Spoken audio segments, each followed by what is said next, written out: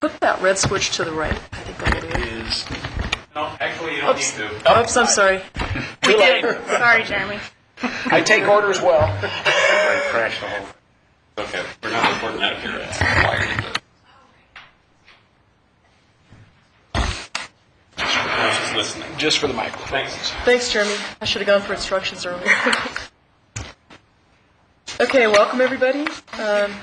We'll call this session to order. It's 3:30 p.m. This is the Board of County Commissioners and the 747 Community Project Group. It's Tuesday, April 27, 2010, and we're here for a presentation from the 747 Community Project Group. And this is in regard to public docket B, CCP-10-0001, Boulder County Comprehensive Plan Revision, Allens Park. And this is the proposed plan for the area within the Allens Park Fire Protection District, including the town sites of Allens Park, Raymond, and Riverside, for the inclusion into the Boulder County Comprehensive Plan. Just a note for everyone, this is a study session. No action will be taken. And are we streaming or are we recording? Okay, and let's do, for the sake of folks listening, quick round the table of introductions. Cindy Domenico, County Commissioner. Will Tour, County Commissioner. Ben Perlman, County Commissioner. Dale Case, Land Use Department. Bill Ellis, resident of Raymond. Gary Sanfason, Land Use Department. Anna Hipley, Land Use Department. Kurt Badisher, Allens Park area. Joyce Batts, Raymond. Great. And Thanks.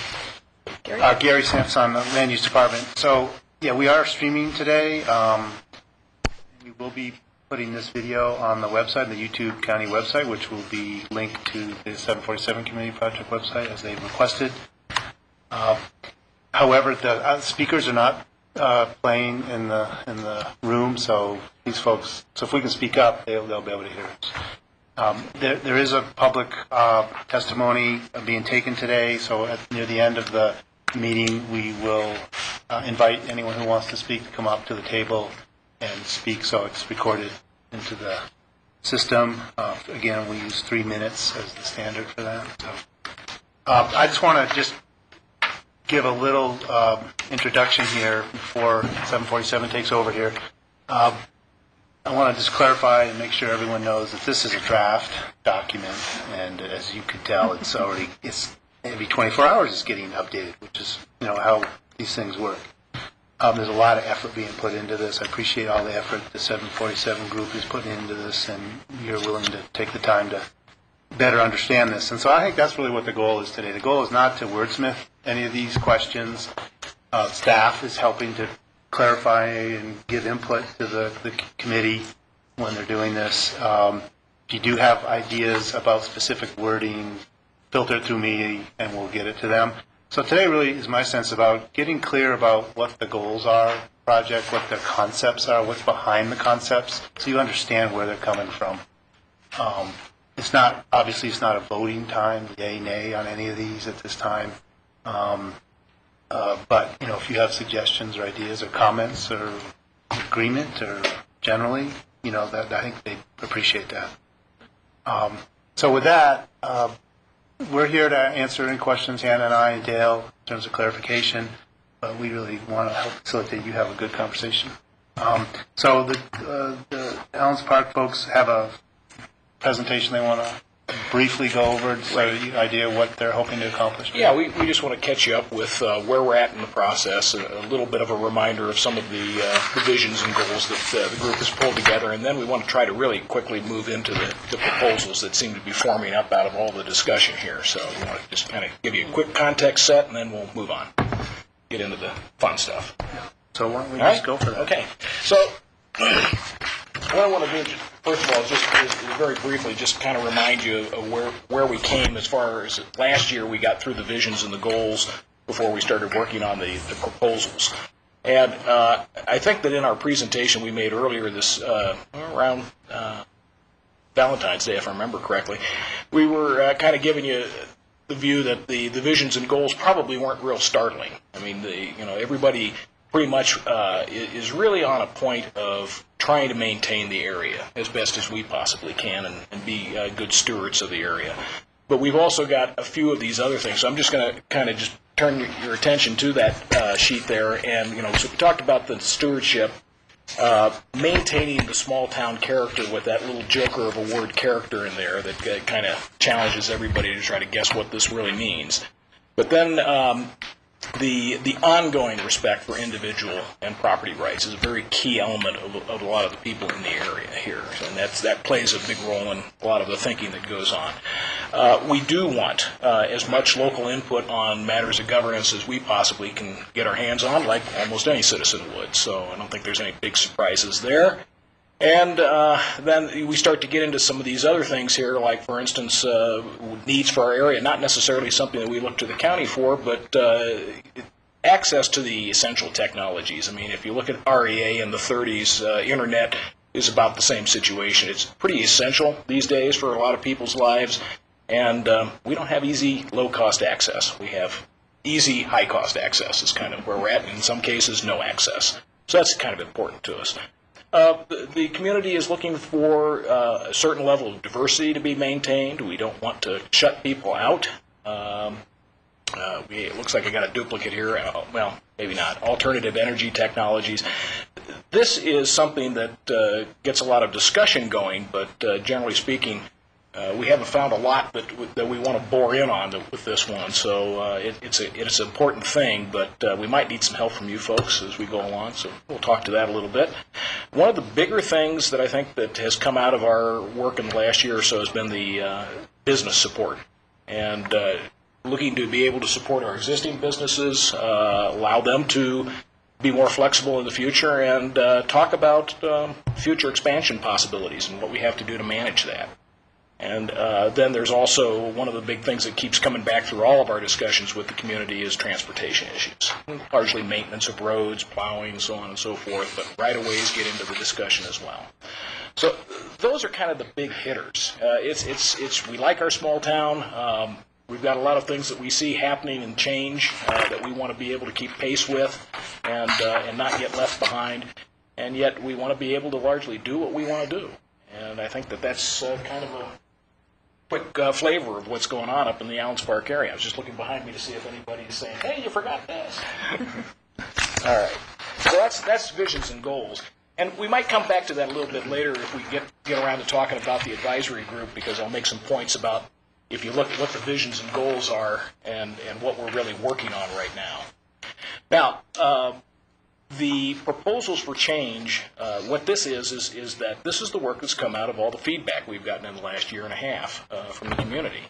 These are the things that kept coming up time and time again, and as we filtered down through it and tried to boil it out, these are the things that kept coming to the top of the list. And so I just want to just quickly touch on these, and as we go through them, the ones I think that are probably the real high focus items for today's discussion, if at all possible. And leading off with that list at the top, or near the top of the list, is the house size limits. And so we're proposing to the community that we should go off and try and see what we might be able to do relative to house size limits. And I think that's a fairly high impact to you folks, in that when we start talking about things like that, it affects not just Allens Park, it's the entire county, unincorporated county. So that's probably one that we're going to want to talk about here. Reinstatement of business zoning status. I'm not sure of the exact year. There's others in the community that have a better fix on the dates on this, but basically trying to reinstate some business zoning that was changed back in the mid-'80s. We're also looking to assess some potential expansion of business zoning, again, relative to supporting what we might be able to do in the future. And so that's another one of the big hitters. I think that we get an awful lot of support and discussion about that. Overall, as far as visual impacts, and I'm not up to date with the exact recent edits that were done on some of this stuff, but we're really looking for consistent and predictable assessment techniques for visual impact. And so when you go into SPR, that there's something that allows us to walk into it a little bit more comfortable, that we know exactly what to expect, and that we're not going to find that, well, my neighbor got this resolution to their problem, I had the same problem, I got an entirely different resolution. So consistency and predictability is very big for us in the community. We're looking to try to work on the building materials constraints. We'd like to loosen some of those, and that's largely ties back to the character. Again, in terms of it being a sort of a mountain, log cabin, wood siding kind of a community. That keeps coming back as being one of the things that people do feel represents the character of the community. So we're looking for ways to allow us to get back to that, but recognizing that we can't just do whatever we want. We're looking for ways to try to mitigate. Additional mitigation might be something that allows us to put wood where we typically wouldn't see it, things like that. So we're looking to focus in on that one a little bit. Water quality, again, in terms of the stewardship, this is probably one of the biggest things for our community, is that we all recognize what can happen if the water quality goes south on us. So we're looking to find ways to be able to put some focus on that within the community.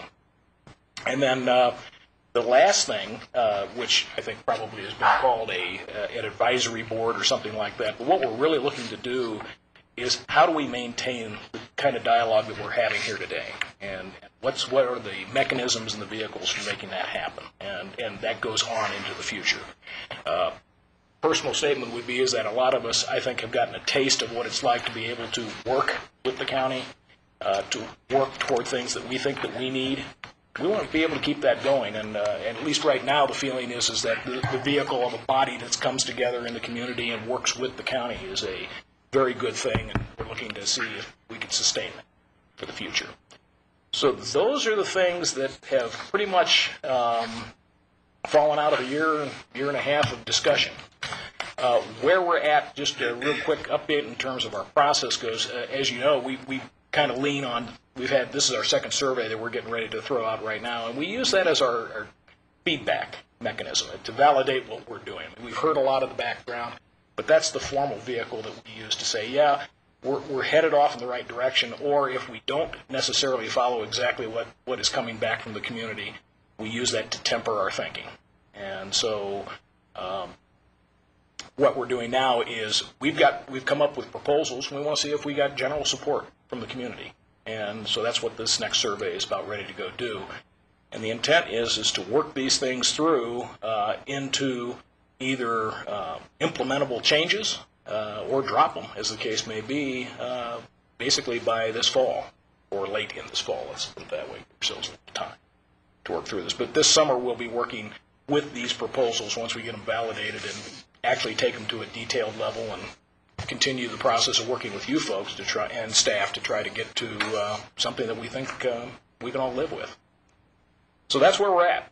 And here today we want to sit and actually start to delve into some of these things and begin to understand your views in terms of what's hard, what's easy, so on and so forth. So I'm going to shut up and let us move on. So do you have, is each one of you going to speak up to one of the issues that you want to kind of go delve into? Did you want to address the issues that we've identified? I don't think you specifically. Well, the issues the proposals are really the result of the issues. We've kind of talked to these things, so I think that they know what the issues are when they start talking about things like house size. So, Bill, if you don't mind, I'd just as soon have you kind of take them through the house size stuff. Okay, there were several subcommittees formed to address some of the major issues that were identified. And, of course, house size is one of the more emotional issues up there, one of the most contentious. And I was probably daydreaming the day they formed the committees, and everybody else stepped back, and I ended up being the one that sort of headed up this group to look into alternatives for house size. So I kind of want to run through today where we are on that. And a lot of this you already know, so I'll go through it real quick. In August 2008, new regulations were enacted that placed restrictions on house size in unincorporated Boulder County. The reasons given for these regulations are contained in Section 4, 1300 of the Land Use Code, and I've sort of paraphrased them here as preserving the rural character, promoting more sustainable development, offset impacts of larger scale homes, to build and keep smaller scale homes, and promoting and preserving vacant land. Now, part of this is the TDR that's rolled into this house size thing too, and these reasons for the regulations. Now, when this first started, the county had published, put on the website, a lot of supporting documentation as to why we're going through this process, and I've selected one here that I'm most familiar with, and that's the Raymond area. And I want to editorialize a little bit here for a while, if I can, about the process and the underlying reasoning behind it. And so this is Raymond, a map of the Raymond area, house size statistics that came from the assessor's database as of August 6, 2007.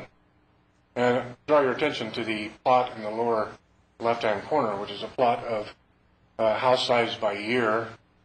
And I started looking at that, and some things that didn't really look right to me. For example, this point here just didn't look right, and I got to researching, and while I don't know which particular property identifies with each point, by knowing the square footage, I was able to say that was actually built in 1949, not 1990. Now, when originally built, it might have been 2,000 or 3,000 square feet. Later, something was added to make that property is actually up to 4,400 square feet right now. But the point being is, because there's uncertainty about the dates that things were actually built or dates that things were added to, it's a little difficult to draw conclusions regarding development patterns from this kind of a plot. The other thing that looked unusual to me is this area from 1980 on. If you look at this chart, it would imply that there's been something in the vicinity of 20 houses built since 1980 in the Raymond area. If we blow that up a little bit, you can actually read it a little better. That's from the county assessor's database. So out of curiosity, I went back through the assessor's online database for Raymond and went through there and made a similar type plot. And as you can see, they're similar in many ways, but there are some differences. There's a larger structure or structures that were built back here in the early 1900s. Here's the one that was built in 1949. But the biggest difference I saw was from 1980 on, according to the online assessor's database, there's only been 5 new homes built in the Raymond area. And so, it's you might draw a little different conclusion looking at the bottom graph than you would the top graph. And I don't know why those differences are there. In looking, I found differences between a CD that we had from the assessor's database and what's online in terms of year that things were built. There's other properties where they give a year built that I know that structure existed long before that. So it's kind of difficult. I guess the data's not real tight in that regard. And that's all I wanted to point out. Just a quick potential answer to that, having worked in the office for a while. We maybe in the upper graph be looking at an effective year based on remodels that have taken place and additional square footage added over time, which may make the year built look a little. Yeah, and I suspect that's why this is that way. Right. But the one that looks at that top chart, it does say original year built, and so it gives an impression of a lot of building going on in the later years, which were probably remodels, and they may have been small square footages. I don't know, because you don't know what the original square footage was in this plot when they added to it. And that's the only point I wanted to make with that graph. There's a number of historic communities in unincorporated Boulder County that the new regulations are designed to preserve the character, and they invoke house size restrictions as the primary means of doing that. Other criteria are external building materials, color, and visibility. And so I'd kind of like to walk you through Raymond for a little bit, and again, I'm focusing on Raymond, but I think what I have to say sort of applies to most of the Allen's Park area, with the possible exception of some of the maybe the newer areas up there where the homes are probably larger than in the older areas, but there's a great deal of variability in the homes, and that's kind of what I want to walk through. So in the present in Raymond, what I want to stress is the type of variability we have. And here you see a house on the left that could be sitting on the coast of New England. So there's a wide range of architectural style. We have houses from what I would call modern Swiss chalet to rustic mountain. Something, I'm not an architect, so my term may be wrong, I call it ultra contemporary. And then the one in the lower right I wanted to call modified chicken coop, but it's really, to be nice, is it very, very mountain rustic. Primitive. We have a wide range of colors in the Raymond area, from green with white trim to white with purple trim, red to white, green or yellow with green trim, white with turquoise trim, And the picture is not very good, but greenhouse with yellow and purple trim. So there's a wide range of colors as well as architectural styles. Building materials, so we have homes with slab siding. The one on the left was just recently redone. It actually looks pretty nice now. The stone structure on the lower right is solid stone, built in the 1930s. Structure on the left here, it's hard to tell in this photo, but it's actually a cinder block structure. And we have modern log cabins. And I don't have a picture here, but we also have older log structures. We have old homes built in the 1920s, 1930s era. And we have new homes that have been built in the last 20 years. We have large structures. The one on the left, the total structure on that lot is something like 4,400 square feet. But the structure in the picture was built around, that's the one that was built in about 1949, probably about 3,000 square feet when it was built. Structure on the right is a more modern structure that is fairly large and does have a basement. And we have small structures on the order of 500, 600 square feet.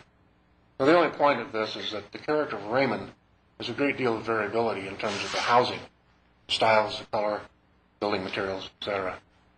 And that's part of the character, and by invoking regulations that tend to force things to be more the same size and a more uniform color palette, you're actually changing the character of what's there. And that's the only point I wanted to make there. We have some homes that are maintained in good states of repair, and we have some that are in very poor states of repair. And one of the things I think we're concerned about up there too is that any new regulations don't result in more and more of our community looking like this place, because people simply can't afford to make the changes necessary to upgrade it, and they just give up and it deteriorates. And that would not be a good thing for the long-term sustainability of our community. So the House Size Working Group was composed of 16 stakeholders, 17 I guess counting myself. 11 were local residents. We had about 3 or 4 people from out of state. Most everybody contributed something at one time or another via email or in the meetings. It's not like everybody was together at any one particular time, because it's just impossible to do. The initial goals were to develop 2 or 3 conceptual alternatives to the existing house size regulations, develop alternative proposals to provide less subjective measures of visibility criteria. That's actually being addressed more by one of the other groups, but the House group will be working kind of closely with them in terms of how that can be applied in the town site areas. And all of these alternatives, of course, are to be based upon input from the community and from the information we received in the community-wide survey last year. We came up with actually 5 proposed alternatives. One we're calling the criteria-based site-specific, the other criteria-based site-specific with an upper size limit, what we're calling 2-tier criteria, which is similar to the existing regs but with a new threshold for neighborhood compatibility. And then to make sure we covered the spectrum that everybody would have a chance to answer how they want to on the survey, one of the options is to keep the existing regulations, and another option would be the existing regulations but with more restrictive size thresholds. Because the existing regulation, there's not much reason to discuss that can go away, and same with the one with more restrictive. And so what I want to talk about is these 3 that are kind of the crux of our proposal with respect to possible alternatives to the existing regulations. This is a little wordy, so I apologize for that, but the criteria-based site-specific alternative basically would be stating that the upper limits on house size will be determined by the lot size and the ability to meet certain defined criteria. And those criteria we're saying would be development criteria such as front and side yard setbacks, septic setbacks, pretty much probably the existing criteria that are in the building code now. And then there's conservation criteria, which is based on what the community has identified as important to preserve and protect in our area, such as views, open space, wildlife habitat, wetlands, natural features, etc. And those conservation criteria are probably very similar to what the county currently has in their site plan. Right. These criteria will be agreed upon by the community and could be tailored to meet conditions in each of the geographic areas. In other words, you might have slightly different criteria in the Raymond Riverside area than you would along the Peak Peak corridor and some of the areas that are outside of the town sites. The premise of this is that if the residential structure does not pose a health and safety hazard, does not create a negative visual impact, and does not unduly restrict wildlife habitat or negatively impact natural features, then the size of the structure could not otherwise be arbitrarily restricted by regulation. The second criteria is basically the same as the first, except that there would be an absolute upper limit on the size of anything that could be built. And other areas have taken sort of a similar approach. An example would be Point Reyes Station in California, where in the more rural areas, I think they've established an upper square footage limit on anything that can be built, and below that they have no regulation. So this would be, you have to meet the criteria in terms of your lot size, being able to meet all of the safety and health criteria, setbacks, and all of that. If you have a gigantic lot and you're not visible, you're not posing any health hazards or visual impacts, but you can only build up to a certain size even in that case. So that's the thinking behind this alternative. The two-tier, what we call a threshold and criteria alternative, is basically a combination of the criteria, site-specific, except that we would use neighborhood size compatibility thresholds. The difference would be that the size thresholds would be increased to values that the community would consider suitable, particularly within the geographic areas affected. And to exceed that threshold would be similar to the process you have now. You'd have to go through demonstrating that you can meet visibility or size compatibility criteria with adjacent properties as defined by the community. The premise here is that maintaining some degree of neighborhood house size compatibility is desirable, but the current thresholds are unreasonably restrictive because they are based largely on 1920 to 1950 vintage structures intended only as summer getaways, most of which do not have garages and accessory structures. And as it occurred to me the other day, most of them also did not have indoor plumbing, and quite a number of them probably still don't. Question, just to make sure I understand the difference between the second and the third alternatives there. Mm-hmm. So the big difference is that in the third alternative, the defined number is a presumption that can be overcome. In the second one, there's just an absolute size absolute limitation. Right. No matter what, you could not build. And that, I guess the idea behind that is kind of to prevent the McMansion type things. And even if it's not visible, just keep it below a certain size. The other is that there would be compatibility thresholds established, but they would be a little more reasonable from our point of view, than, particularly in the town site, than what's currently there. And, again, a lot of the reasoning behind this was the county's concern about, the explosion of large houses.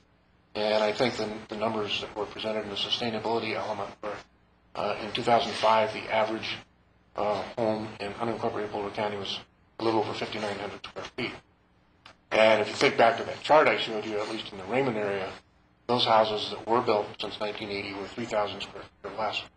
So to some degree, we feel like that the regulation was really to address the problem that we didn't have up there, and that we're sort of being hit by the bat that was being used because of concern and down on the plains with these larger structures.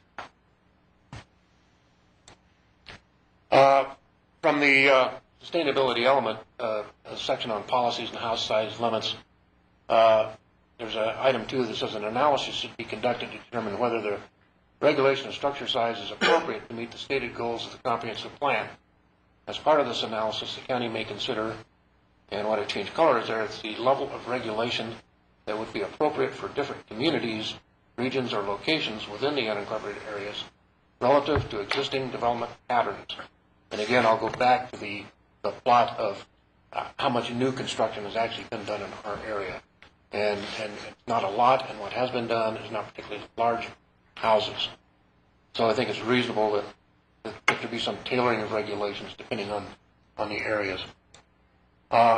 Another item under that same section of the sustainability element really gets down to energy usage.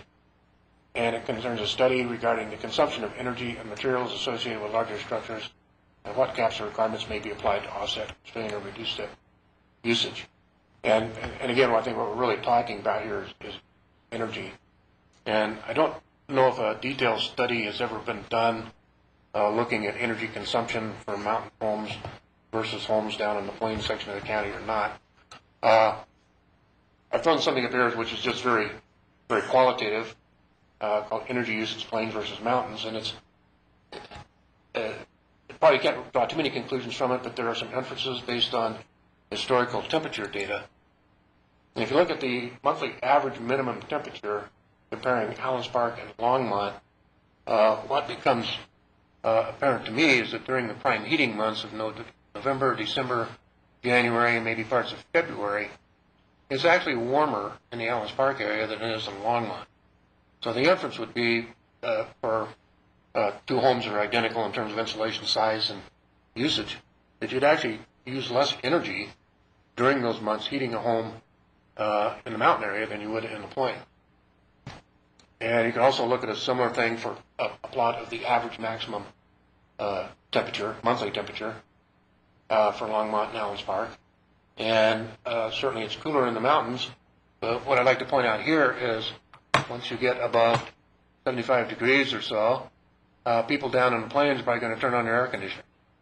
Really energy hogs. So in months of June, July, August, and September, air conditioning is going to be running down here. People in the mountains don't even have air conditioning. So I'm just saying, there's maybe not that much difference in energy usage over a year's time. And another factor here is probably 80% of our population is seasonal. Those people come here from Ohio, Kansas, various places. I'm assuming they shut off their air conditioners in those places when they come to the mountains. So even though it may not be helping with the carbon footprint of Boulder County, it's certainly helping with the carbon footprint on a nationwide or global basis if people aren't running those air conditioning planes. So we think that changes need to be made to the current house size regulations. They need to be compatible with the modern day family needs. They need to be such that it would promote the health and sustainability of our mountain communities. And we believe that such changes can be made and be consistent with the comprehensive plan. And that's basically, I guess, all I have. Thank you, Bill. So I think the last slide kind of points to one of the things is that we talked a little bit earlier about diversity is one of the things that we want to be able to maintain. And if we're not able to even offer people a reasonable shot at having a house that would support a family, that really cuts us off and keeps us from having an ability to, if you will, replenish the community with younger stock, we'll call it. Certainly we'll get more retirees and so on and so forth that come up there over time. But one of the things that we do want to support is the ability for families to be able to exist up there. Obviously there's concerns about jobs and so on and so forth. Kind of gets more into the access to the internet in many respects. But so these are the things that we're looking to do, and I guess fundamentally we want to understand what kind of issues you folks have to wrestle with, and hence we will have to wrestle with in terms of trying to see if there is a more reasonable house size that we can propose for our area. So that's kind of the areas that we're interested in. Starting to pick your brains and understand what you have to wrestle with, what you'd like to see us wrestle with. Yeah, so it might be helpful if you have any questions or clarification for what they've presented. Also, what do you comments about their thinking, their methodology, their conceptualizing this?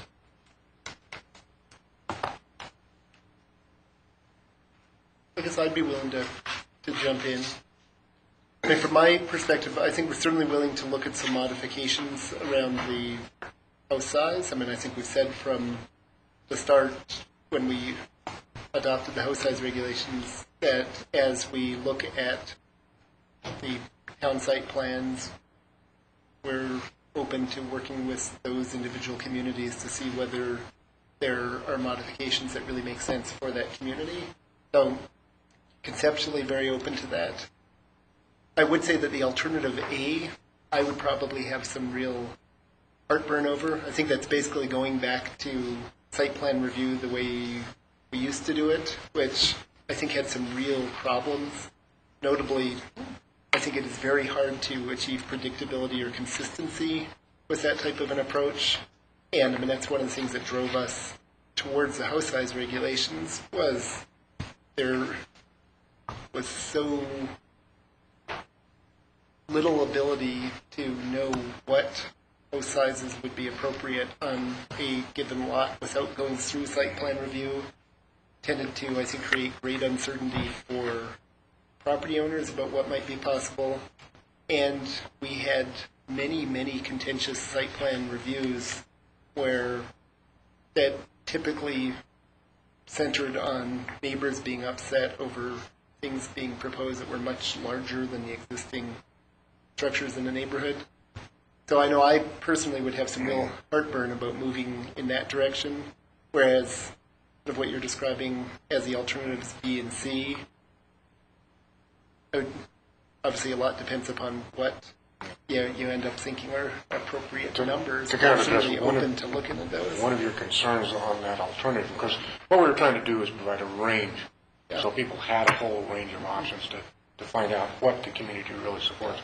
I don't know how things are going to come out, but with that alternative, with respect to large houses and neighborhoods, there is that visibility criteria. So it would be that it not be visible and not create a negative visual impact for neighbors.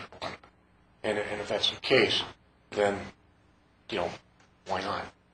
It's kind of the property owner's decision at that point.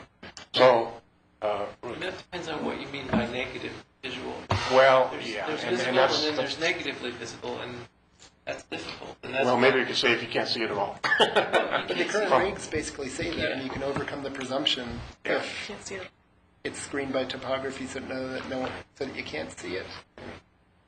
And yeah, and again, we haven't spent a lot of time on details because there's no point in working a lot of details until you know what the community really says in terms of what they would like to see, and then we'll kind of get into the details. But I just want to point out that the visibility, a lot of the contention was people didn't want to see a big house in their neighborhood, and I think that criteria would be written as such that if it's visible or impacts the neighborhood, then no, you can't build it. It would have to be something that's hidden by topography or whatever. The other thing you talked about was a site plan review, and you've got more experience with that than I do. But I think what's coming out of this a little bit is the site plan review has really done a pretty good job up there. And I don't know if it has anything to do with it.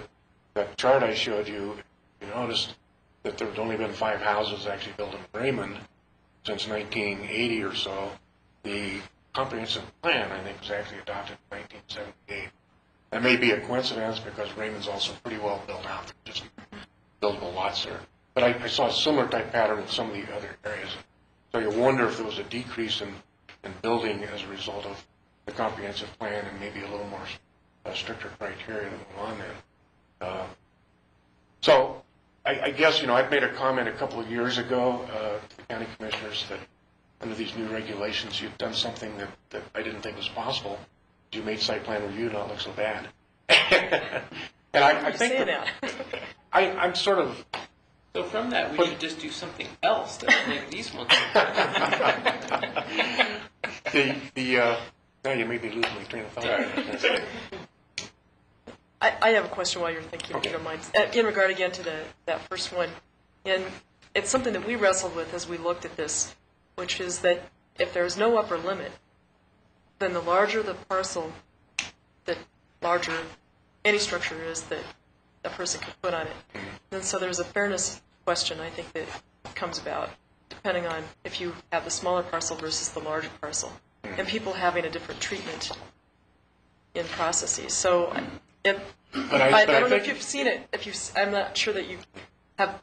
Maybe you followed it all the way to the conclusion, but larger parcels, larger houses. Well, I think that's pretty much true anyway. If you look, and I'll use Raymond Riverside. Those lots are so small, there's no way you could build a large structure anyway. In fact, you couldn't even build a small structure there now on a lot of 50-foot wide lots by 100 feet. Right. So if a person owns a piece of property, then they know what size of structure they can build because it's constrained by the lot, side yard setbacks, the distance they need from septic, and so forth. And that's some of the certainty you're talking about. They already know. If you have a big lot, then you could build larger. And I don't see where there's an equity there. It's just a matter of what property you happen to own and what that property will allow. So what is, when you talk about a fairness thing, is that, what's the principle that you're judging that fairness by? Two owners side by side and bringing the question forward and having an issue with someone else having different things allowed because their parcel's larger. Sometimes, just given the way lots, you don't see the lot lines on the land. What you see is the structure. And so you can have a small lot with a house on it, and you can have a large lot that sits right next to it and has a big lot that goes up the side of a hill or off into the distance. The house sits right next to each other, has the same impact on the corridor, the community, and yet you have very different lot sizes. And that's why, depending on what formula you pick, either houses should have similar impact, or you're going to base it based on lot size. You can end up with very different results. This gets to the fundamental problem with the mountains, which is all these lots are different, and they're different size, they're different shape, they're different locations, they have different visual impacts, and which is why I think previous commissioners looked at site plan review as a way of measuring and evaluating all of those different factors that went into it on an individualized basis.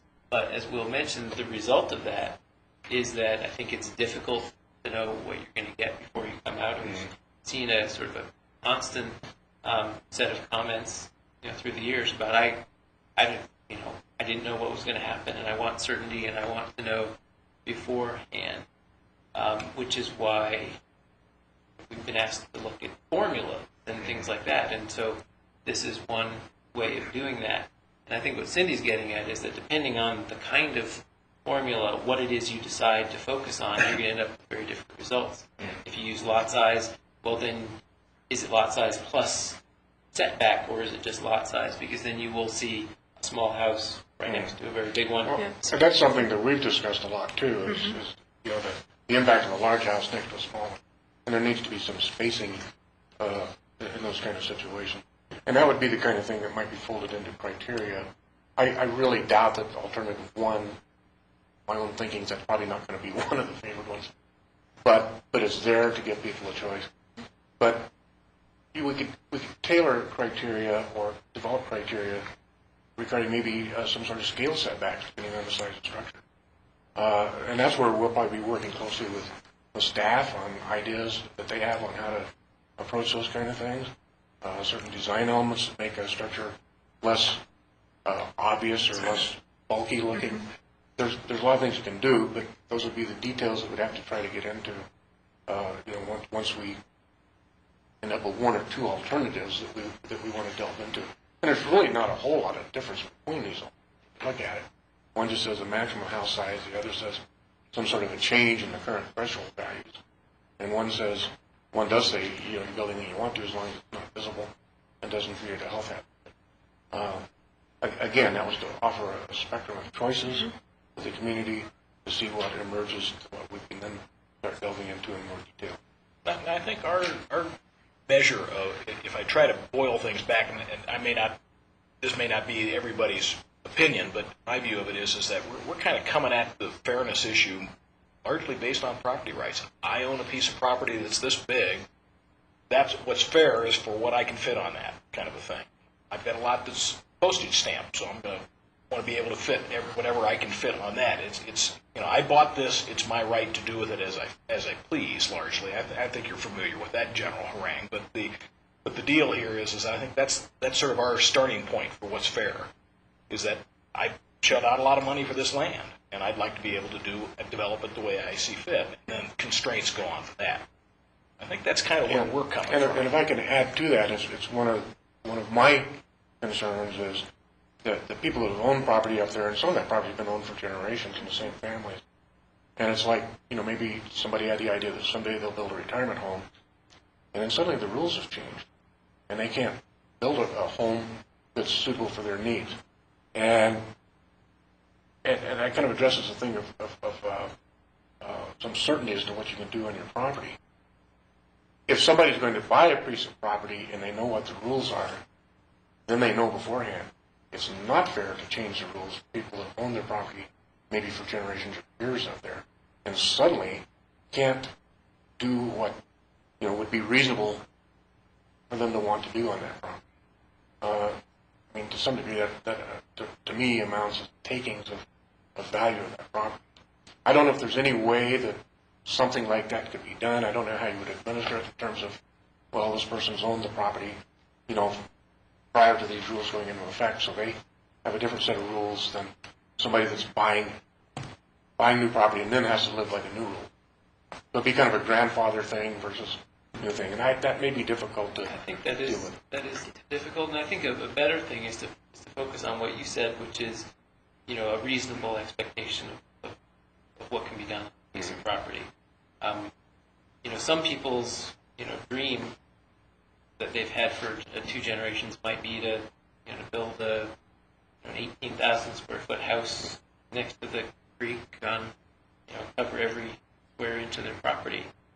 Most of us probably would say that's not reasonable, but if that's what they feel is reasonable, then, and that's the test is whatever someone wants to do, then we run into trouble. I think we are trying, there is something about community, and I like that throughout this there's discussion about wanting to preserve community, preserve diversity in the community. The problem is that how you do that becomes very tricky. If you say anybody can do, we want an ethic where everybody can do anything they want, then you sort of have to expect that that's what's going to happen. And if the idea is that any house in Raymond, for instance, is someplace where you would expect to have a family with kids living there full time, then you're going to see a whole different set of structures.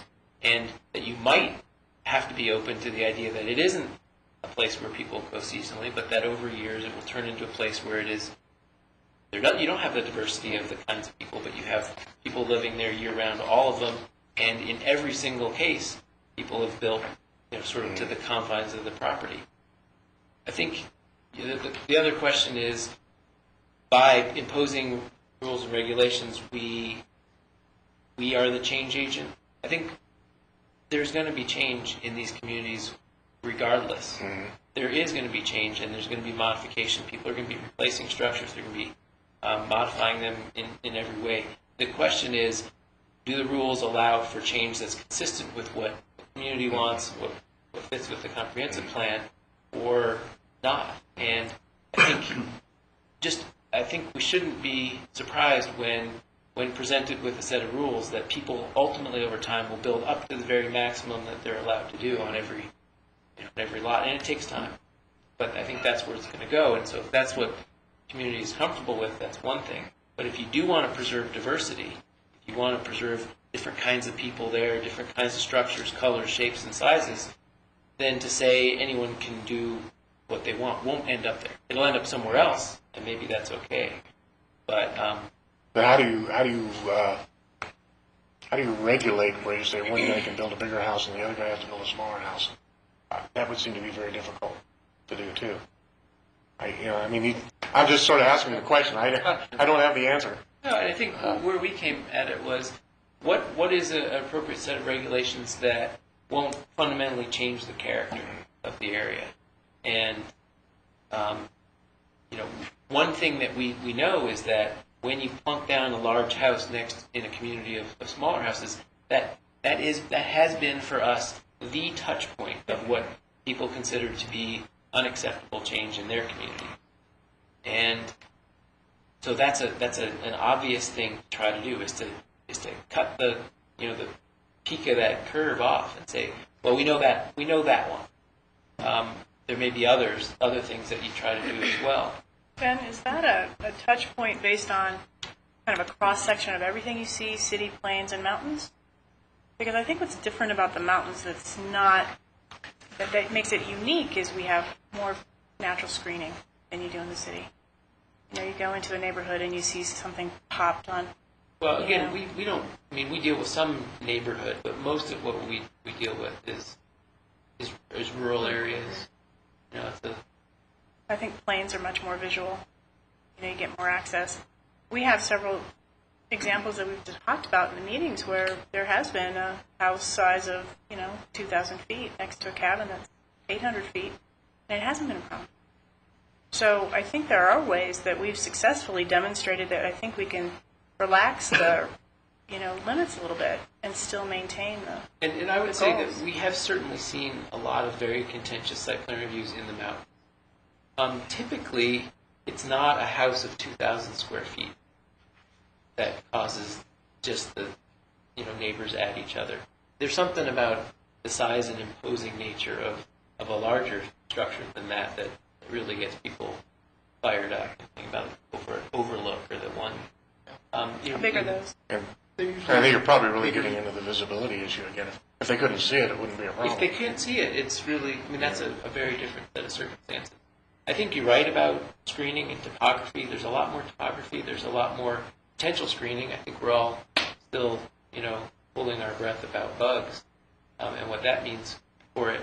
But also one of the themes that has come out over the last 5.5 years that I've been doing this is that people in the mountains are even more protective of their views, of their serenity, of the mountain feel, and that there's, for a lot of folks, they don't want anybody near them or to see anything. And, obviously that's not the world we live in, and people learn to do that. And I think Raymond and Riverside, even more than most places, are very different from that. Because you've got these long, strung out communities, and you drive by and you see everything. And it's a different kind of community and different kinds of expectations, much more social than what you see in some of the rural subdivisions.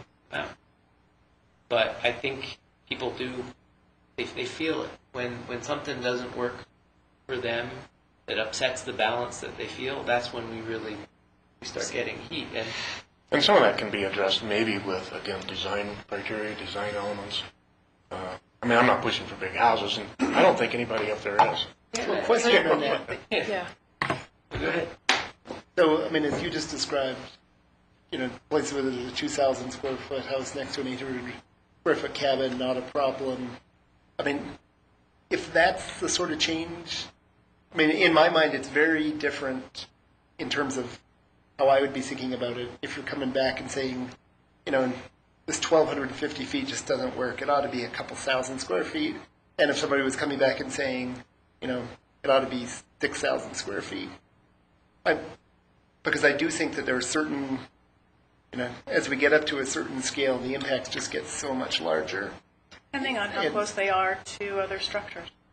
We have a house going on under construction that's going to be nearly 4,000 feet. 3,800, I think. So it's far But enough it's very, away. very well It's back designed. from the road. It's away from other structures. Yeah, and I suspect it's going to be a successful result. Yeah, and that's because been, of where as it's best I can at. tell, supported by the community. So what this sounds like to me is that we're talking about, looks like there's ways for us to work on this. We've got some opportunities. I'm assuming that this one will be worked through Dale's group, I would assume, largely. With you guys, Who we engage with and have that discussion.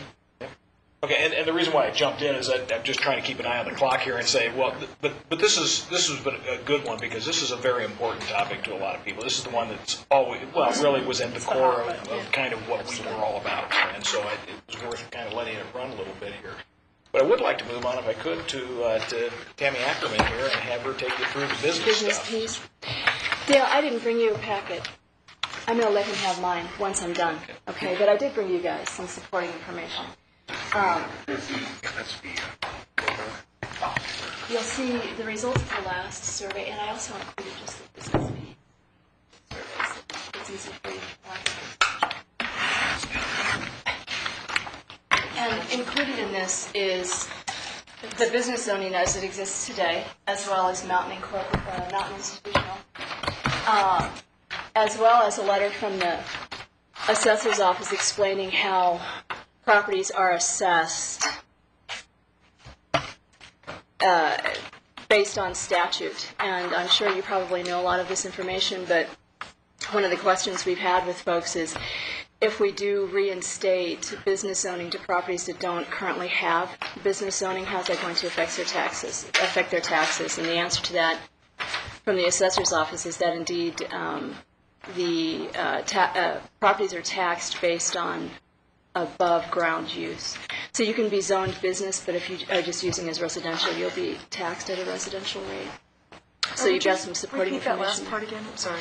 That it's based on, properties are taxed based on above ground use. I'm And not it's- sure what that means. It means that I'm- if you have a property that's zoned business, but you are using it for residential purposes, you are based at a residential rate. As, And okay. right, right, and So you were the assessor. Yeah, for, so the- right. So, And I've I don't know got what this. the above ground use meant. Right, Because right. a property's Right. typically valued as it's currently being used, Correct, whatever the square foot, correct, wherever but- it's above or below ground. Right, and the statute is actually in that Right. packet. But I'm just explaining to you what's there. But there's a few things we've been working on, and if you'll see in the survey, we do have from the previous survey, we have support for continuing the existing businesses that exist today and how they're being operated, in addition to reinstating business zoning to Business Route 7. That was lost back in the early 80s. There seems to be several properties in the Allens Park area that originally had, or at least one we know for sure that originally had business zoning that lost it, and that would be Pine Grove Cabins. We'd like to see their property reinstated as business so that they're no longer operating under a non-conforming use. In the business route, and you'll see in the survey, did you get a chance to read the survey before we came today? So you'll see that there are properties in the town, including 2 that I own, that are zoned business, and some that are not, that are operating as business. And Meadow Mountain Cafe is one. So if you'll forgive me for not being as organized as Bill was, he did a great job, but I'm going to read through. What's that? I'm retired. Yeah, I know. So I'm going to read through the business piece. If you have a minute, I'll just read through the piece that addresses the... Section 3. Yeah, I've got it here. The questions so far that we have on the table, I think we are going to have another 1 or 2 that we're going to add, but... Along Business Route 7, located in Allens Park and Ferncliff, some businesses have business zoning, including Tapestry of Black Coffee House, Rocky Mountain Property, Allens Park Lodge, Fawnbrook Inn, but others such as Meadow Mountain Cafe and Pine Grove Cabins do not. Through a separate survey to the Allens Park town site property owners, there was large majority opinion that Business Route 7 be zoned as business, as long as the property owners consent. Do you agree with the following recommendation? And this is what we're putting on the survey, except for I'd like to strike one word, but with the consent of the business property owner, the county shall reestablish business zoning along Business Route 7. The word I'd like to strike, but we can debate this later, is where it says business property owner. When we had when we sent out the survey in the town site, we had large majority opinion that we should reinstate all of the Business Route 7 that had previously had it, which actually takes you down to right before Meadow Mountain Cafe. But we'd like to include Meadow Mountain Cafe in that, without people having to go through any process. So that's something that we'd like to include in the survey. And then we go on to talk about the businesses in the outlying areas that are operating as businesses, but they are non-conforming. And a lot of them have been in business for some over 50 years. I think Meeker Park Lodge maybe 100 years. And what we'd like to see, and I say we because I've talked with the business owners. In fact, I made calls and emails to every business owner in the area, including Peaceful Valley. We had one business meeting. We seem to have wide support for requesting the county to establish a business zoning appropriate to the use that's already existing, instead of making them go through a special use process. As an example, we have Sunshine Mountain Inn, which operates as a bed and breakfast lodging type facility, zoned business. Meeker Park Lodge is not zoned business. How that happened, I don't know. I'm happy for Sunshine Mountain Inn that they're zoned business. But I think that there is definitely an inequity there as far as their ability to sell the property in the future and not have to go through additional additional headaches. So And as far as the language, have you guys actually read this? Do you want me to read this through? Okay. I guess what I'd like to see, and we'll get down to the details of this when we get further to the actual recommendations in the fall, but some sort of a mechanism in place to allow these people to enter into a business zoning without having to go through the special use. So that's something we'll be working on, and I'd like your feedback on that. I have a question for you. Sure. Is what you're trying to do is to make sure that existing businesses have the ability to continue, or is it really to get a business designation so that any business could locate there? Basically, are you comfortable with the idea that if one of these had that zoning and went out of business, that regardless of what it was that it was sold for, whatever the use that might come in, you would be comfortable with that? Well, we would be comfortable with anything that falls under the business zoning as it's by right. And you've got that information in your packet. The way that business zoning it reads in the code, which I'm guessing you know, I mean, I don't want to be telling you stuff that you guys already know, but it's actually pretty restrictive. There's very few types of businesses that are by right under business zoning. Most of them require limited impact. I say most of them. I mean, retail is by right. There's a few things that are by right, but most things already require a process with the county. So yes, the answer to your question is yes. If it was simply business zoning and Meeker Park, for instance, sold, if someone else were to buy it and operate it under what fits under the business zoning, yes, we are in support of that. And again, when I say we, I'm talking about the people that we've had meetings with and discussed this with. Giant pornography stores. And that would be retail. I do believe that. Distribution. Yeah. For giant pornography. Yeah. I mean, Well, realistically, my point is. What are you looking for? I get your point. Actually, The point is that there's. I mean, we've been talking about this a bit, Right. and whether we seek to get people out of non-conforming status into a conforming status by looking at them as uses of community significance for things that really make sense to be in Allen's Park, for example, that really serve the community, that make sense there.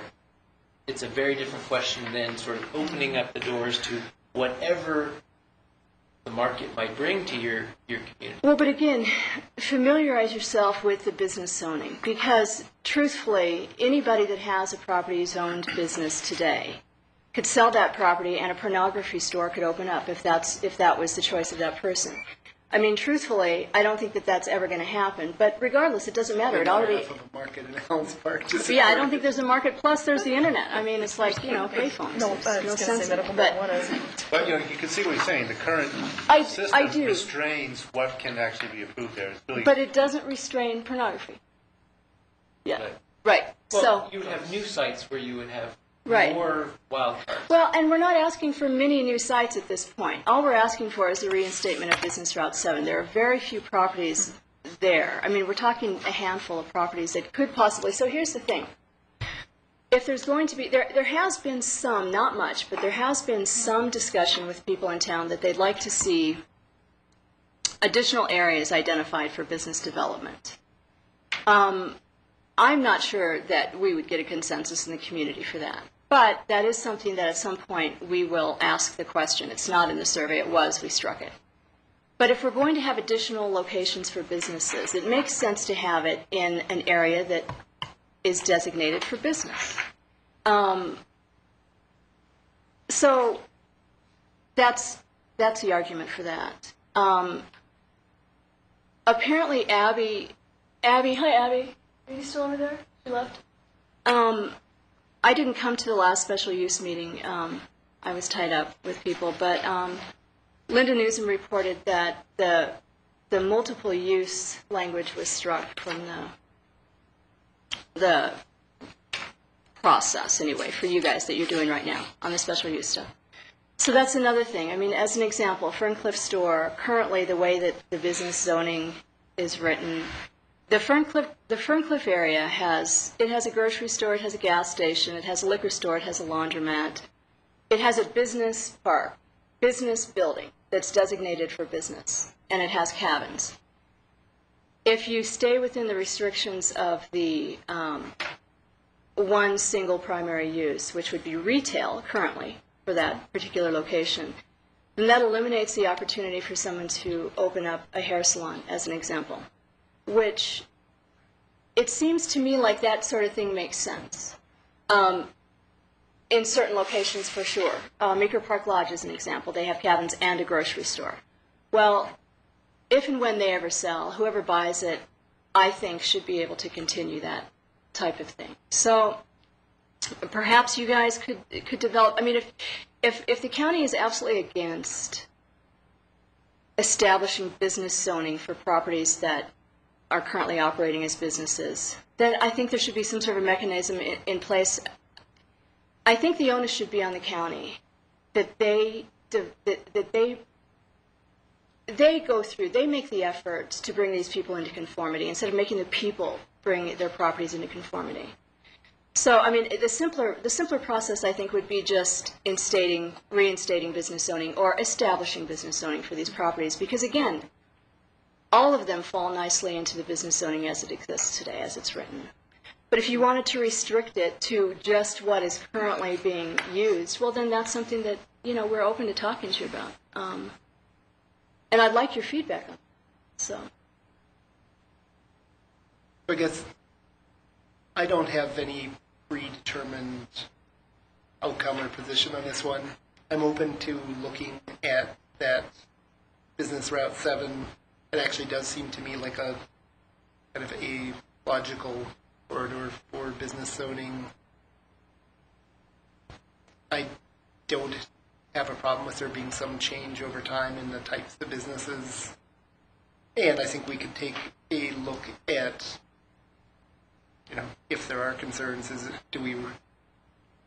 we're looking specifically at the Allens Park town site, is there a way of writing the zoning if we're concerned to make sure that it gives the control that the community would want about potentially unacceptable uses? So that piece actually makes a fair amount of sense to me, where I think it becomes a little tougher to talk about rezoning on some of the more outlying uses where there's an existing business, but it's not really in a logical business zone, because I think it becomes difficult to just sort of rezone one property to business around, and in those, I think it would probably make more sense to do the uses of community significance approach, as opposed to rezoning the things that aren't in that area with a bunch of businesses to business zoning. So I think it might be a different approach along that Business Route 7 than if we're talking about some of the stuff that's further out. So even the ones that are currently existing, like, are you saying like Meeker Park Lodge? You're thinking that, or I mean, one thing we're not asking for currently is to establish business zoning to any property other than the Business Route 7, perhaps. Okay. You see, other than the ones that exist, but nothing outside of that, other than the Business Route 7. Is that what you were? So what I was saying is Business Route 7 I'm very open to. Right. And, again, don't have a predetermined outcome on the others. But on the ones where there's an existing business, that's a couple miles outside of the town site, that isn't surrounded by other businesses, I would have bigger questions about going to business zoning, because whereas I think that historic lodge uses, for instance, are very appropriate in those areas, right, it's much less clear to me that anything that's allowed under business zoning would necessarily be appropriate in those locations. And I think that we'd be satisfied with that. I think that the property owners would be satisfied with that. But I think that they would like to be brought into conformity. I would love to see a way of bringing properties into conformity. So, and I wonder how we could do that. I mean, we would love to talk to you about could how. restrict some of the uses. Right. And that's something we're looking at through Abby. I mean, Abby is still looking at that process and looking at resort lodges as part of the special use piece and what uses sort of fit together with that. So it's not sort of as much the multiple principal use as you expect to have maybe a small grocery or small retail establishment attached to some of these A little places. gift shop Yeah, off of something it, like yeah, that So sort of thing. these uses could be recognized through this community significance, talking about with these sort of multiple incidental uses. Right. And bringing them into conformity through a process associated with that. So can we, so this process, I mean, to give you an example, I mean, I've heard the question, you asked me the question, so I found out. What costs are involved in, what are my understanding of the costs that are involved in the special use permit process?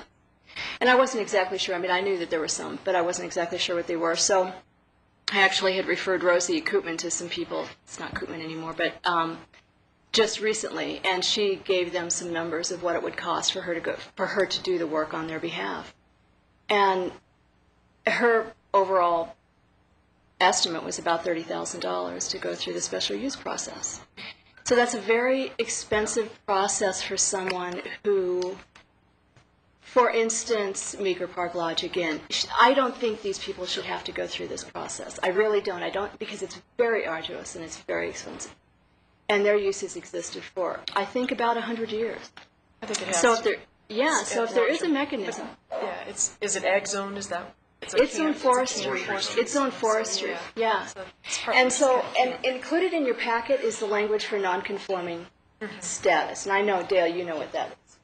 And you guys might too. But the actual language that governs it and how restrictive it is. Can I ask a quick question? Yes. So we're Business Route 7, it's a handful of properties, 8, Right. 9, 10. Yeah, currently the ones that are zoned business, I think we have 8 that are zoned business. And then we have Pine Grove Cabins that lost its zoning. And then there is a little strip of cabins that's right across the street from my office that had originally been zoned business, and they were downzoned. And they had historically been used for short-term rentals for quite a long time. So I think she actually has, it's owned by Carol Summers, I think she actually has maybe 6 cabins, but it's on one parcel. But she uses it for monthly rentals. She rents to people that, just people that work up there. So she's not looking for a rezoning necessarily. And I'm not sure that anyone other than Meadow Mountain Cafe is a great example of, at least, let's establish the business zoning down to their place. I mean, it makes sense, right? That they have business. You know where that is? It's between Yeah. between the Farmbrook and Ferncliff. Right. Yeah. So it's further Right. down towards Ferncliff. Right. Well, I do think there's room here. What I was getting at was that I don't think in some places you do want to move business, that where you have your outliers and you have things that have developed on the land that are associated with the land really aren't business type operations. Right. I think you look at it from a mapping standpoint, you look at it to where businesses are and maybe you can make something work along those lines. And I would be curious about what kind of businesses the community has in its mind. What do you want to see in 10 years and 25 years? Because One of the things, and Ferncliff, hopefully Ferncliff serves will the community. open up. Absolutely.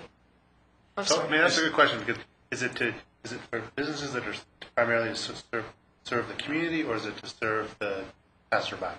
Well, both, actually. And that's one thing that we did get when we sent the survey out for the town site piece, just the town site, just the geographic town site, there was support for tourism.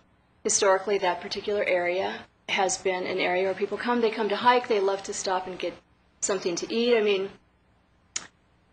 it would be wonderful if Ferncliff opened up as a grocery store. We don't need more than one. The gas station, the liquor store, whatever. Right now, everything is closed down.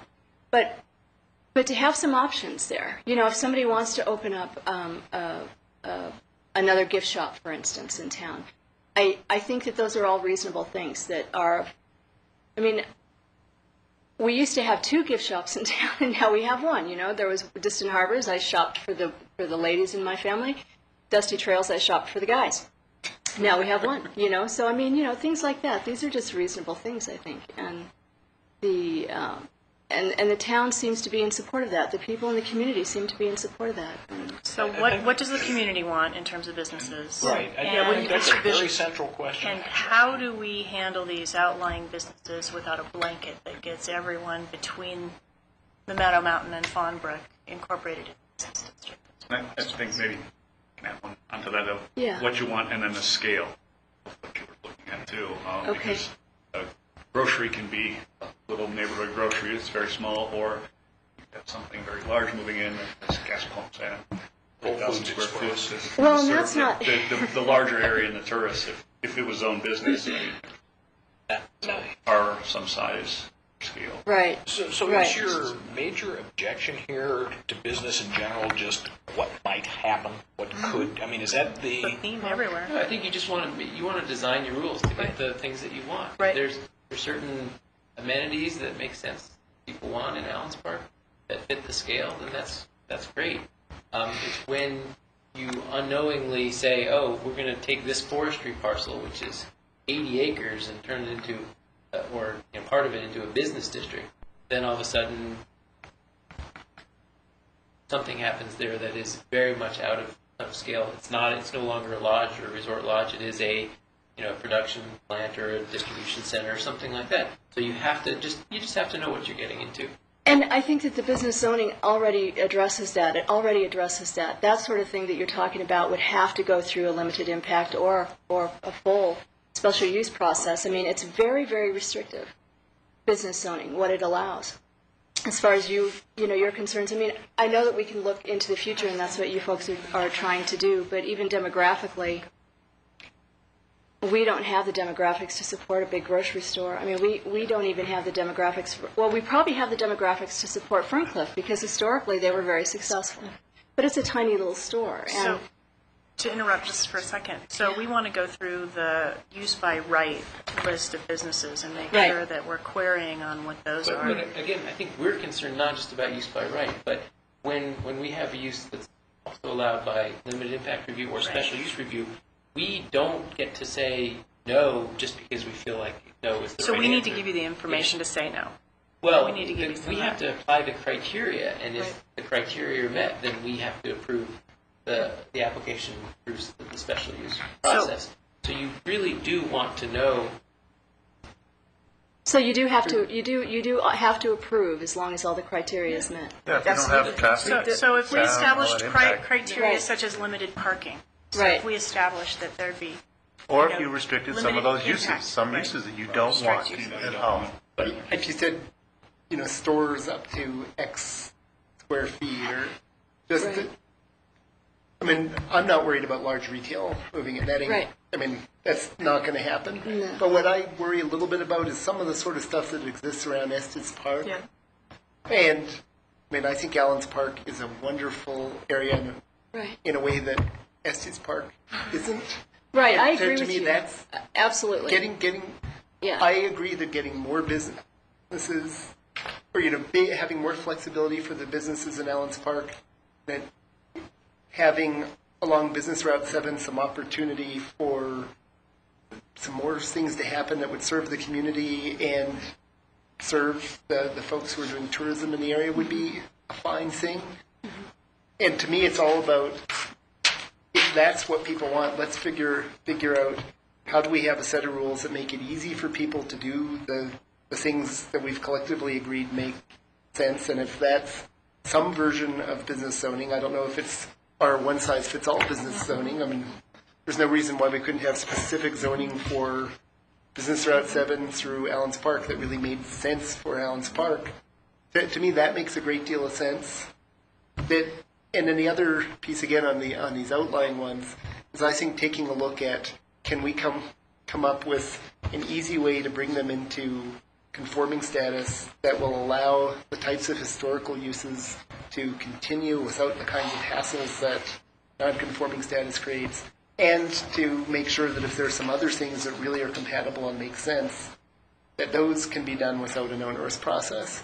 So I don't know that whether it fits exactly with what you've described, but I think it fits with the intent that you're describing. Okay.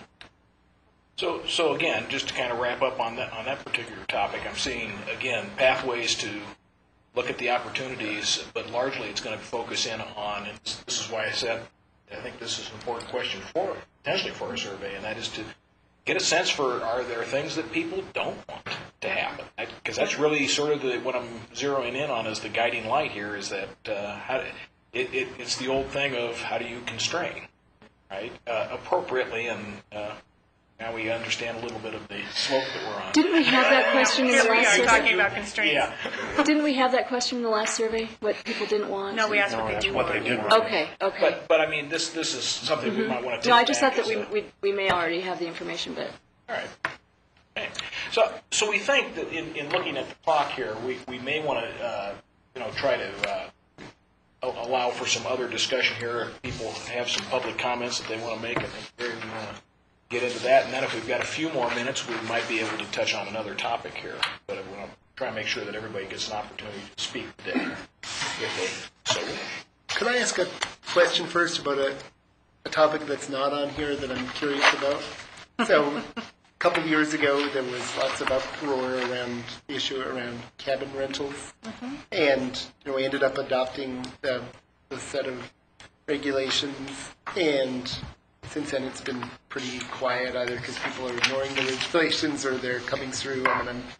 But it seemed like there had been some talk about whether there needed to be something different in the Allens Park area. Are people comfortable with sort of the status quo on that, or I don't see anything in here about wanting to make changes there? Well, the group that has filtered down to us today, as it were, who we are, I don't sense that we have a large contingent of rental property owners, although some of us may be. I do not know.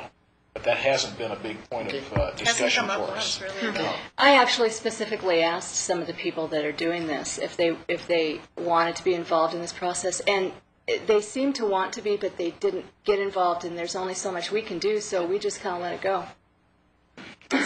My personal perception on it is like it looked to me, and I'm not in the business of renting cabins, but it looked to me like the set of rules that finally came out, and who was working, was that Abby or was working on that?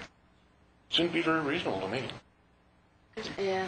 They hit the And community. certainly cabin rentals has been a historical, that initial photograph of Raymond, if you pull up the sign that says Heathermead Cabins for Rent. But it's been a long historical thing up in that area. It might come up later, but You could. yeah. Well, I mean, I'd love to hear what everybody has to say. There's one thing that I want to make sure I don't forget, and it has really to do with the language of the survey more generally. There's a number of, I would call them editorial comments and sort of hints and reminders sprinkled throughout here. Still? Yeah. I was just looking at the one, question 3.1. There's the last sentence here. It says, through a separate survey to Allens Park town site property owners, there was a large majority opinion that business Route 7 be zoned business if property owners consent. That's sort of, I think there's a little bit of coaching or reminding people about how that issue should be framed. And I think you end up with better results and more, a better sense of what people really think if you don't have those sort of coaching things. And there's I think a number of these throughout, and I would recommend that they be modified. Needless to say, even if you get to house size, the opening statement says these regulations have proven to be unpopular with a large segment of the community. Therefore, we've developed this range. You may see that as neutral background, but I think that it's not. There's one other that maybe doesn't. Yeah, and so then Even in the alternatives, Yeah, premises, there's some bias built into the Yeah. regs. So the language in the for what premise. it's worth, as we've been going through this, is that we keep reminding ourselves, neutrality, don't lead. And so we're slowly getting there. But as you can see, it's some of it, there's a limit to how much time and energy we can put in to find these things. So we note the You're right, it's comments. sometimes very difficult not to have some bias creep in, but I feel it's also kind of necessary to let people have some information so they know why the question's being asked. Yeah, information and background is important, but how that gets presented, it will have an impact on Yeah. not just on how people Yeah. respond to the questions, but whether people respond at all.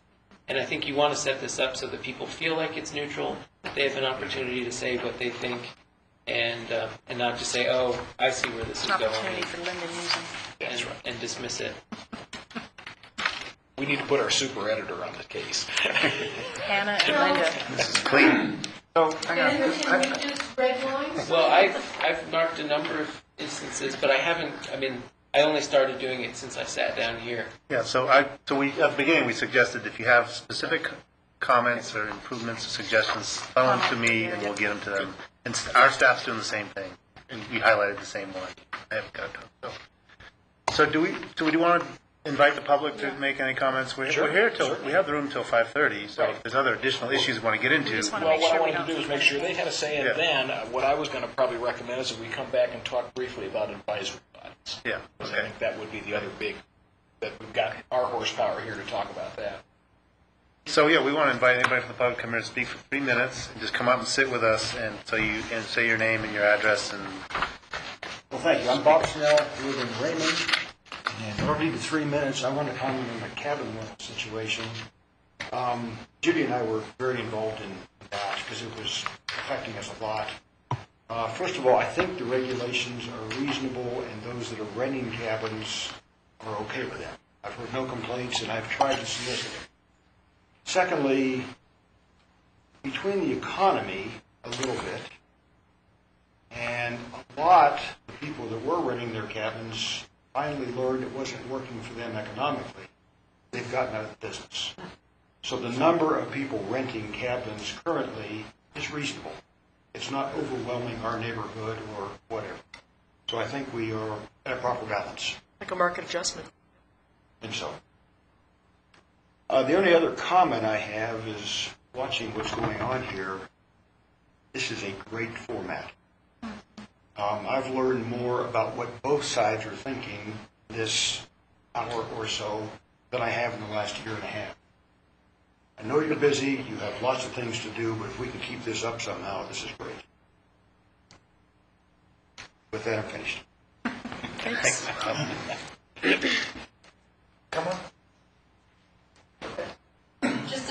I'm Judy Snell, and I did manage a cabin, and the economics were what changed that. He decided he was just enough on the edge that the improvements he might have to make put him over the top, and since I said, earn my Social Security quarters, I'm not managing anymore, he said that we're not doing it. But there still are a few, and there's no way of policing the system that you put in place. And should the economy turn around, I will see one up the river that I have no problem in raising my hand about, because they are over that 30-day, 60-day limit, and they are compromising their septic. So the policing method. We have one now who's like that. Yeah. That's what she's talking about. Yep. Let us know. We'll Okay. enforce. I think that's been done. If I I understand. Recently? Yes. I think they sent an inspector up. Public health? Yeah. Okay, so complaint came to public. But like I say, if it turns around, you'll hear us. Thank you.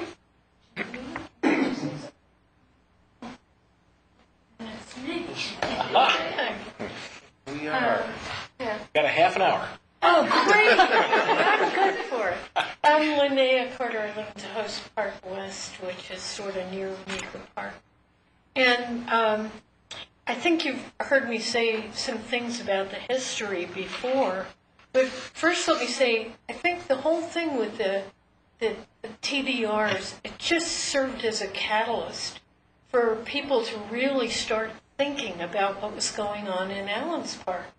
And before that, I think, a lot of people just sat in their yards and looked out at the moose and the elk and all the wonderful things that we have up there, and we appreciated that. And there was a little bit of a feeling of, oh, gee, it's too bad that we don't have CSIM and Pearl Yost and the businesses that used to be here, and that the Allens Park Lodge isn't involved in things. And we kind of saw things going. Then Ferncliff, of course, closed. And I think we had some feeling that things were, kind of declining a little bit. But nobody had any real impetus to say anything about it until this whole process got started. And now I think we all feel kind of energized to see if we can't get back a little bit of what we used to have. When we had a couple fellows that came up and talked to the Ellens Park Alive group. These were guys whose family had run the ski area after the Second World War. And one of the interesting things was that they were trying to get it back to the good old days when it was really active, back in the 20s. And there was this world-class champion ski jump guy who went and came to Allen's Park to ski and jump. So we were a lot bigger blip in the area than we are now. And what's changed, of course, highways. You know, now you can get from the Denver area to the summit. And back in the olden days, well, no, it was all you could do to get to Allensburg. So we've seen some ups and downs, but I think that's just one part of it. But I think that the whole process has really got a lot of people energized and really thinking about what we know, what we want to do. And to keep the area vibrant, as we say in the aging community, where we can all age, what is it we say? Age gracefully in a vibrant community. And the fear would be that the unintended consequence of additional restriction on building and not allowing us to get some of the business back to the way it used to be, a little bit. Nobody wants a wall. Yeah. Is that we would continue to decline, and that a lot of, I think Bill said when he was pointing out that there are some places that are in really poor repair. We have to have some ways for the people who love it and care. You know, there's so many guys up there struggling. I don't know how many guys you can have opening cabins and checking on cabins in the wintertime, but they're there. There's a bunch of them. And they just squeak by on little bits of income and in order to stay here. So we love it. We want it to keep on living. And we want to work with you to make it remain viable. Thank you. Who else? Well, actually, Linnea's last comment there, I think, kind of provides a segue into the discussion of advisory bodies, because I said it at the beginning. Bob made a comment to it. Linnea made a comment to it. The opportunity to sit down and realize that we have an ability to bring forward proposals, to work with whoever to get them implemented. We haven't really seen the value of that yet. I think we're beginning to see the value of it as a community because, well, if you stop and think about where we were a year and a half ago, it was a pretty contentious environment. Still a contentious environment. But that's no different than any place else in this world these days. All I got to do is look at the 50-50 split of the country these days, and so it doesn't surprise me. So what we're really trying to investigate now is, well, does it make sense to continue some kind of a forum or vehicle for carrying on this conversation? Because if you look at what our visions and goals were, it's pretty rudimentary.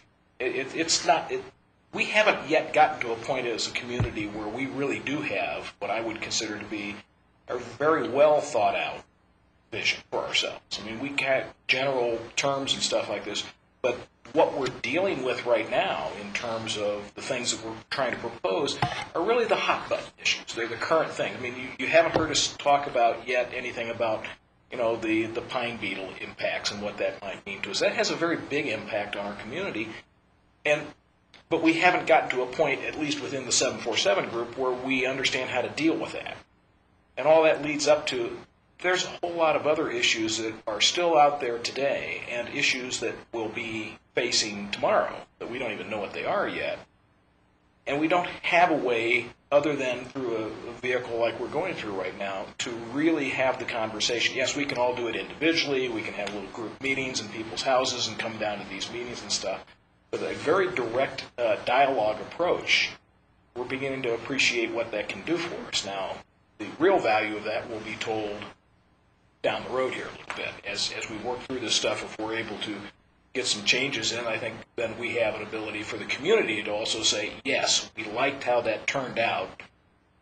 Not everybody will say that, but at least, if we can get something for the community, maybe there's a glimmer of hope that, we really can work through this stuff, that government is not intractable. So that's what leads us into the conversation of advisory bodies. And so there's all sorts of different flavors of them. We don't have any set view as to what it is, but we're just trying to, basically what we're looking for is a way to address policy issues with you folks through such a body. So what I know is that it creates a bunch of questions in people's minds in terms of fairness for the rest of the mountain community, so on and so forth, but we'd like to start getting a conversation going about that. I will say one thing, is that personally, I'm not interested in talking to my constituents about advisory bodies until an advisory body, as 747 really is, delivers something. So this isn't at the top of my list, but if we're able to accomplish something, the real question is hey, that was pretty valuable. How do we keep that going in some form? I think I would add one piece that we have established is that if there were to be an advisory body that you would embrace, that the representation from the Allens Park area would be diverse, that it wouldn't be just members of the 747 participating group. It would be a diverse, wide spectrum. This is not a model that we're unfamiliar with. How many advisory bodies do we have? We have a lot, and it's because it's a big county and there's a lot going on.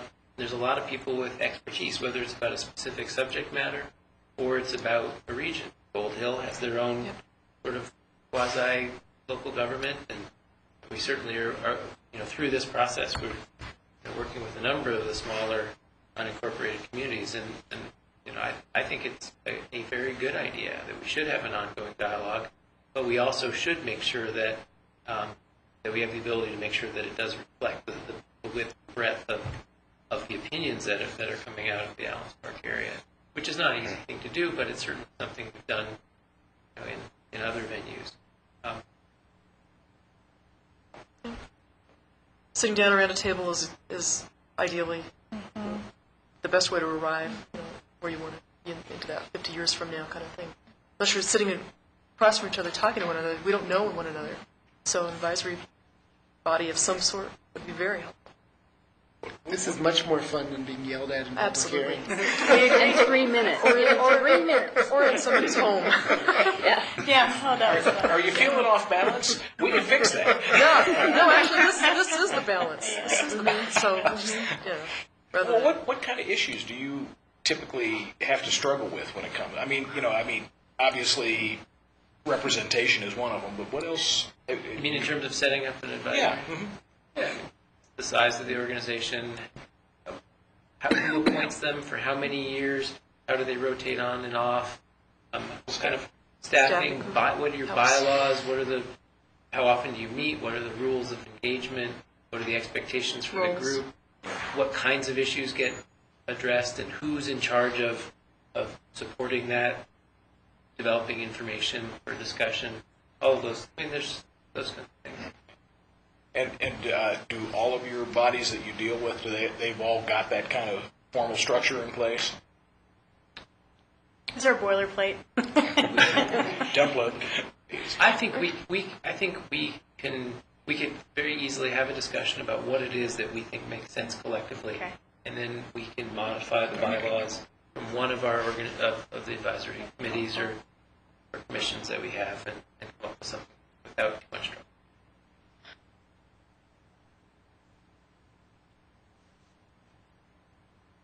I mean, the interesting part is to see what the community thinks. Do they really want this type of body? And to what degree? And that's what the questions is trying to get at. Well, and because we know that, like anything else, we've got many different camps up there. So, but we are trying to figure out what they're willing to support to help guide us in our recent proposals to you. Okay. Good. Other areas you want to get some input Well, on? maybe you guys can articulate some of the things that you've seen that beyond the bias piece. Or, yeah, anything else that stuck out for you when you read the survey and other issue areas? Or? Well, I think one thing was that question around building materials. These. I just want to make sure that people are safe, and so we rely typically on our building division and Dale's staff and land use to help us make sure that we do that. And there's international building codes and uniform building codes, and I think I understand why you want to have a variety of different kinds of materials out there, but I think we need to do it in a way that ensures that we have the highest degree of safety. Some of these areas are, in a wildfire, very, very dangerous, and Are you concerned primarily from the wildfire causing damage to the structures, or a structure causing a wildfire? Well, it's really both. You can have fire that's started by a cigarette on the side of the road or by a lightning strike, but I think we're concerned as much about a fire starting in a house and spreading to the landscape and other houses. Are there any statistics or numbers on how often that's happened? Once is too many, but... Yeah, Eric Phillips, I think, and our mitigation coordinator was looking at that question as he was kind of researching, and we've been looking at exterior materials to see what are the options in these zones, because a lot of this is high hazard area, and under the code it is very limited to what you can use for siding materials. Just I have an off-the-wall question too. Siding materials, that kind of thing. How do you do insurance coverage for a home? I mean, is there a component here that's part of that? If you're high hazard? Yeah, well, so under our building permitting system, every few years is rated by insurance folks to give a rating, and if we started allowing materials that weren't permitted under the code, then that rating would go down, and people would be paying higher rates of insurance for different further fire insurance or homeowners insurance in those cases. So was one it of the things we try.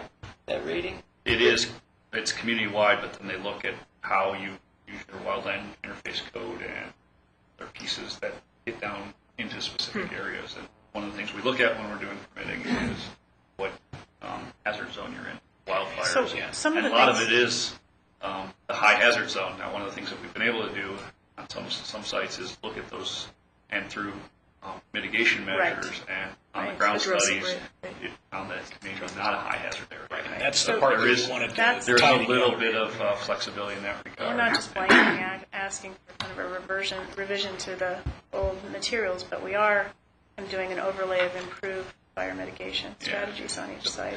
I think that's the big thing that we're seeing is that we recognize, hey, you want wood? Great. Here's what you're going to have to do to use it. 30-foot radius. So right now, it's basically you can't use it. It is effectively what it boils down to. So what we're looking to do is to loosen it up with rationale and restrictions. And restrictions. Right. That wouldn't fit. We're looking at that. I mean, the issue with mitigation, of course, is over the long term, how do we make sure it's maintained and kept up? Yep. So some things that we've got to work out.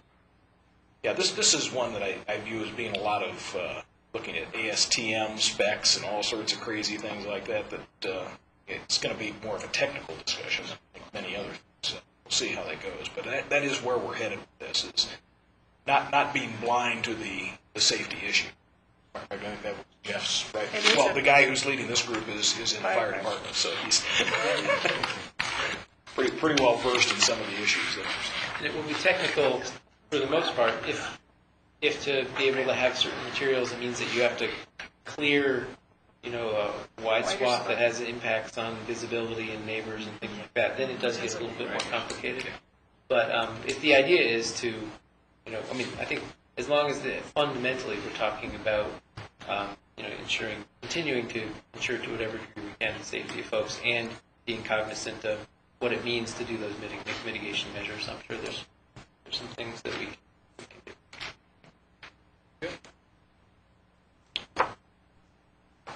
Anything else on your minds you didn't see? Or I'd like to toss out a question kind of related to forest health. It's not one of the topics we had here, but and looking at that issue, there's not everybody's for forest health. And we have a community wildfire protection plan up there, and the beetle group. So there's a lot of work being done. A lot of homeowners are working on it. But one of the big problems, as I understand, in talking with like Rogers now and some of the folks that have been involved with that, is the plans are in place. The issue is getting, the members of the community to then begin to start taking action. And how do you do that? And one other thing that I'm curious about is, you guys have a very neat program on your loans for energy efficient, that kind of program, where there's low interest loans available for people to take energy efficient measures in their home. And that's supported through the sale of bonds, as I understand it. Is some sort of a program like that feasible to offer low interest loans to people who take action on forest health type thing? That might be something to think about and explore. I just don't know. You're right to be asking the question, because we all know that we need to do something to make it easier for private landowners to do forest health or wildfire mitigation efforts on their own lands for anything to make sense up the mountain. What that mechanism is, it's not clear. There's a Front Range Roundtable which is working on these issues across the Front Range, and I've sit on that. We're in the process of applying for some grants and things like that, and it's going to mean potentially some projects within the whole area. And the idea is, if we do get that grant, is to try to figure out how to deal with private lands that are interspersed within these zones. A lot of it depends on whether you're in ponderosa forest or whether you're in lodgepole forest, depending, because the forest health impacts are very different in terms of what kinds of mitigation you do. It's just wildfire, this grant doesn't apply. But I like the idea of figuring out a way to work on forest systems as larger units, not just individual ones, because you just don't get the benefit.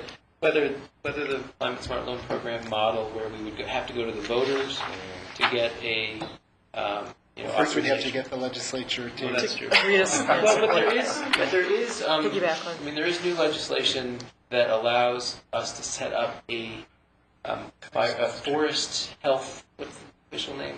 Do you remember? It's a subset of the county that is organized and that can raise taxes or do whatever it needs to do to establish an area within which it's going to do either forest health or wildfire mitigation efforts. So we have the ability not to just have it be either county-wide or nothing. I think there's specialized issues up in the mountains. But there is a mechanism to create effectively a special district that deals with it. I think it's a question that I wonder if people are willing to be part of a larger group that pools some resources and does something on a wider scale.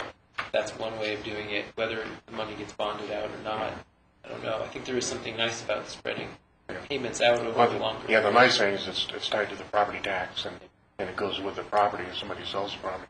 But it strikes me as one of the big impediments is a lot of our property owners up there are out of state. They're there during the summer months when you're not supposed to be doing cutting, because the beetles are flying.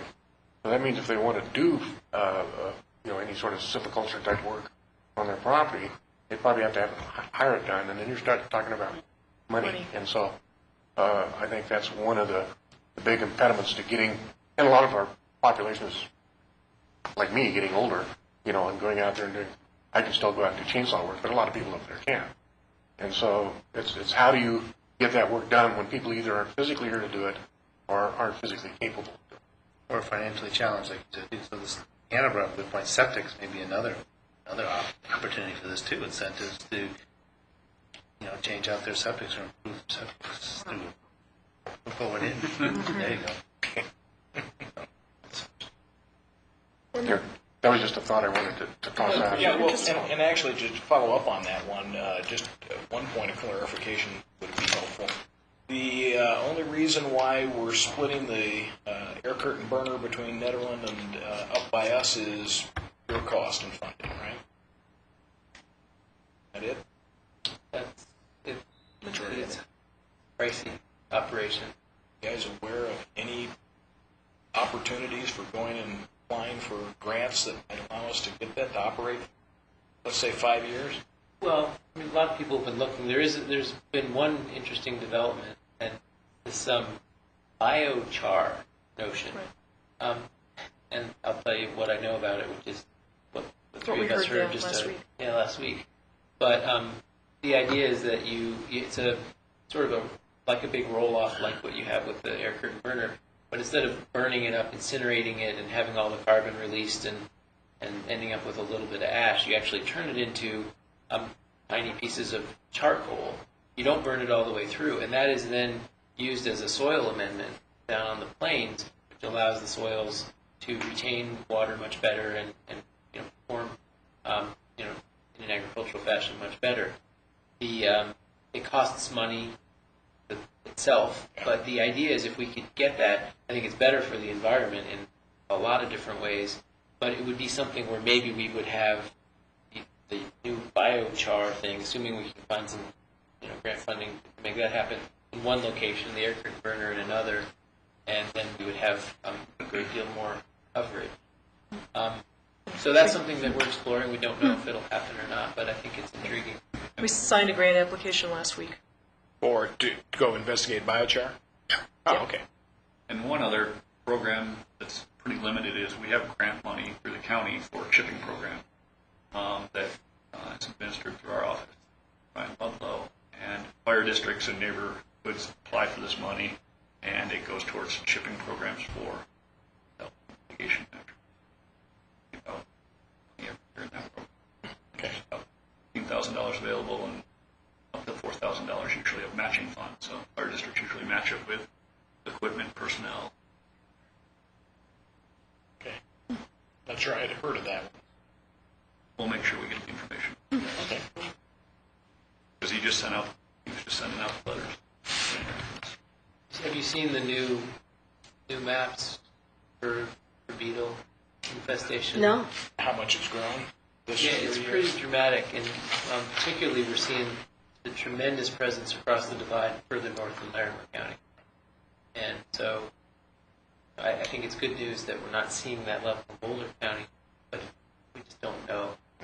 We don't know what's Does that include the yips beetle too? Well, that was really, I mean, there are, but those beetles, there's just nothing compared to them. Right. No,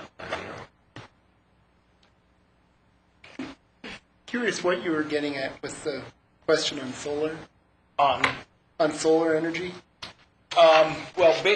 This is an area that we've been struggling with because as we work through that, what we keep coming back to is that we don't see clear proposals just yet. I mean, I think the only one that we've gotten to... What's the issue? Is it a concern that...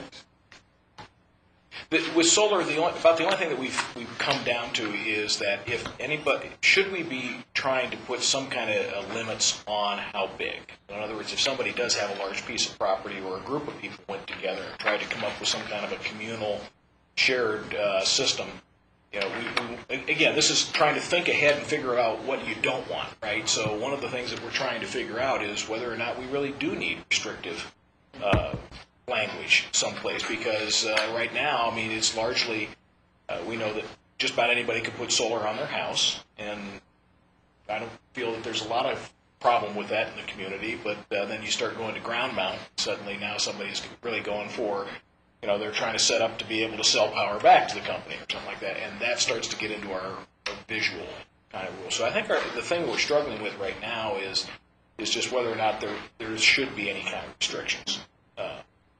And at the same time to support, because everybody recognizes that we do want to be able to access those technologies appropriately, but we also it just becomes another flavor of problem, if you will, because it's not exactly going to fit the character of that community at all. They didn't have that back in the 20s when they were jumping. They did, but it was called standing next to the window in your house. That energy's been around. So that's kind of where we're at this point in time. I notice that we're kind of at the end of our time, so we thank you very much for your time. Thank you. Thanks, Ruby. we'll just get, if we have individual comments, we'll get Through them Gary. Gary to you. That sounds fine. Dale, I'm sure you have all this information, but I'm going to give you this in a review. Looking forward Have to it our same next thing, sit Dave. down across the table. This is formal and formal.